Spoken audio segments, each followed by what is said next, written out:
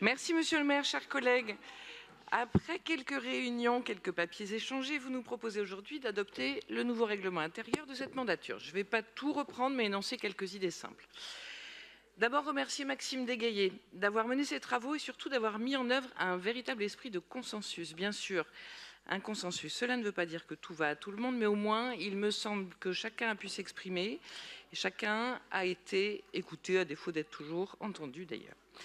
Tout ne va pas, mais globalement, il y a de vrais progrès par rapport au règlement intérieur précédent. Les deux priorités du groupe Paris au Centre étaient simples. Respecter les droits de l'opposition, ce qui me semble acquis, et redonner de la visibilité à nos débats, ce qui est loin d'être gagné. Sur ce sujet, on est passé, comme le disait notre ami Jérôme Stecker tout à l'heure, on est passé en 20 ans de conseils d'1 à 2 journées tous les 2 ou 3 mois à des conseils de 4 jours, et désormais nous en sommes à un conseil par mois, ce que je trouve très bien, mieux que de se retrouver une fois tous les 2 ou 3 mois, mais ça y est, il dure déjà 4 jours et on n'a pas encore tout vu, je pense. Sincèrement, et avec tous les respects que j'ai pour l'administration et la majorité de ce conseil, je ne comprends pas comment on en arrive là. De grandes régions qui gèrent des milliards comme nous, voire davantage, se réunissent une fois par mois, avec quelquefois une demi-journée supplémentaire quand c'est le moment du budget. Je crois que cela demande un autre travail que celui du règlement intérieur, mais cela mérite réflexion. Concrètement, sur le règlement, les choses ont avancé. Sur la rationalisation des échanges au sein de notre conseil, d'abord, je crois qu'on y arrive à peu près. Pour les délibérations, la désignation d'un orateur principal et la possibilité d'expression d'autres membres du groupe pour un temps plus court, c'est bien plus intéressant pour les Parisiens, me semble-t-il, quoi qu'en pense Madame Chiquillon.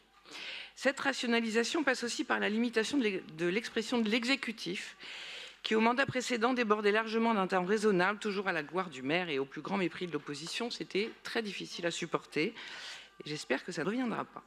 Je regrette sur ce sujet qu'on n'ait pas adopté ma proposition, celle de se limiter à un débat par conseil hors débats obligatoires, et j'espère, monsieur le maire, que vous saurez vous autolimiter.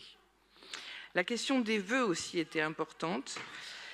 Il me semble qu'à un moment donné, les vœux doivent représenter les priorités politiques d'un groupe. Et quand on arrive à en faire presque 50 par conseil pour un seul groupe, on ne sait plus très bien de quoi on parle et on noie tous les débats. La solution trouvée n'est pas optimale, mais nous avons progressé par rapport à l'existant. En revanche, j'ai échoué à vous convaincre de mettre en place une forme de recevabilité des vœux pour s'assurer qu'ils sont conformes à l'objet de la collectivité et qu'ils n'ont pas déjà été présentés dans les 6 ou 12 derniers mois. Mais il vous est bien sûr loisible, monsieur le maire, de le faire. Il y a aussi, enfin, la question sensible des commissions pour lesquelles nous avons eu des débats infinis sur la question du présentiel ou de la visio, en œuvre depuis 2020. Et je voudrais m'arrêter une minute sur ce sujet. Notre collègue Meunier n'a cessé de nous rappeler que nous étions très bien indemnisés, c'est tout à fait vrai, et donc que nous n'avions pas le droit d'exiger des séances de conseil plus courtes ou des commissions en visio. Sauf que cela n'a rien à voir. La seule question qui vaille, c'est l'utilité et la visibilité des débats. Moi, je veux bien traverser tout Paris pour aller en commission, mais encore faut-il que celle-ci ait le moindre intérêt. Et je pense ne pas être la seule à penser cela. La semaine dernière, donc traversée de Paris avec les températures qu'on connaît, 35 minutes de commission, avec un président absent, un maire adjoint absent, et une seule question pour alimenter les débats, la mienne, pour laquelle j'ai reçu la réponse suivante. Les services m'ont dit que c'était mieux. Bon. Donc moi, je viens traverser tout Paris, mais pour quelque chose qui a de l'intérêt. Il y a un point sur lequel nous n'avons pas avancé, qui est une réminiscence du début de mon premier mandat, c'est l'aspect totalement figé de nos débats. Pas de réponse possible, nous avons sauvé le droit de réplique pour les questions d'actualité, et pas d'interaction dans les débats, et je le regrette. Enfin, je voudrais terminer sur un aspect qui concerne les petits groupes, et ceux de l'opposition en particulier, les moyens financiers mentionnés dans le règlement intérieur. Ils devraient quasiment être inversement proportionnels à la taille des groupes, ou au moins avec une structure de base plus juste. Pour cela, il faudrait que le principal groupe de la majorité accepte quelques sacrifices, et je comprends qu'ils n'y sont pas prêts. Parce que le nombre de délibérations est le même pour la majorité et pour l'opposition, et que les moyens humains et techniques sont très différents.